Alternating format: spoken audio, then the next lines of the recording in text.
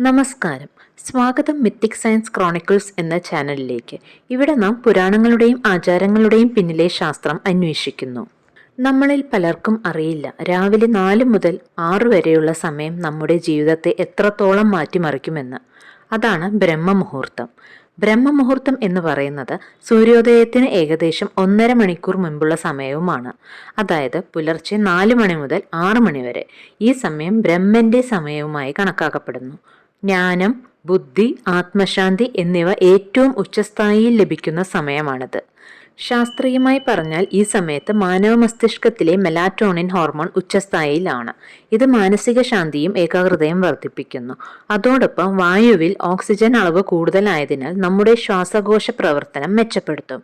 അതുകൊണ്ട് ധ്യാനം, പഠനം, പ്രാർത്ഥന തുടങ്ങിയവയ്ക്ക് ഈ സമയം ഏറ്റവും അനുയോജ്യമാണ്. ഇനി ബ്രഹ്മമുഹൂർത്തത്തിൽ ചെയ്യാവുന്ന ചില പ്രധാന കാര്യങ്ങൾ.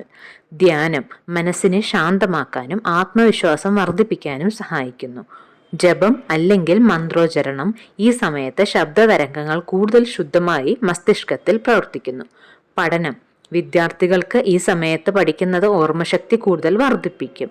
യോഗയും പ്രാണായാമവും ശരീരത്തിലെ ഊർജ്ജപ്രവാഹം സുതാര്യമാക്കാൻ ഏറ്റവും മികച്ച സമയം.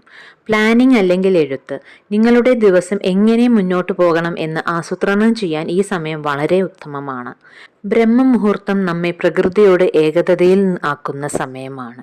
ഈ സമയത്ത് ചിന്തകൾ വളരെ ശുദ്ധമാണ്. നമ്മുടെ ശരീരത്തിന്റെ ബയോളജിക്കൽ ക്ലോക്കും പ്രകൃതിയോടൊപ്പം സംയോജിതമാണ്. അതുകൊണ്ട് ഈ സമയം ആത്മീയമായ വളർച്ചയ്ക്കും മാനസികമായ ആരോഗ്യത്തിനും വിജ്ഞാനത്തിനും ഏറ്റവും അനുയോജ്യമാണ്. ഓരോ ദിവസവും പുലർച്ചെ 1 മണിക്കൂർ നേരത്തെ എഴുന്നേൽക്കൂ. ബ്രഹ്മമുഹൂർത്തത്തിന്റെ അത്ഭുതം നിങ്ങൾക്ക് തന്നെ അനുഭവിക്കാൻ കഴിയും. ബ്രഹ്മമുഹൂർത്തം നിങ്ങളുടെ മനസ്സിനെ ശക്തിപ്പെടുത്തുന്ന സമയമത്രേ. ശാസ്ത്രവും ആചാരവും ഒന്നിക്കുന്ന സ്ഥലമാണ് മിത്തിക് സയൻസ് ക്രോണിക്കിൾസ്. കൂടുതൽ വീഡിയോസിനായി സബ്സ്ക്രൈബ് ചെയ്യൂ. ഈ വീഡിയോ ഇഷ്ടമായെങ്കിൽ ലൈക്ക് ചെയ്യൂ. കൂട്ടുകാർക്കെല്ലാവർക്കും ഷെയർ ചെയ്യൂ.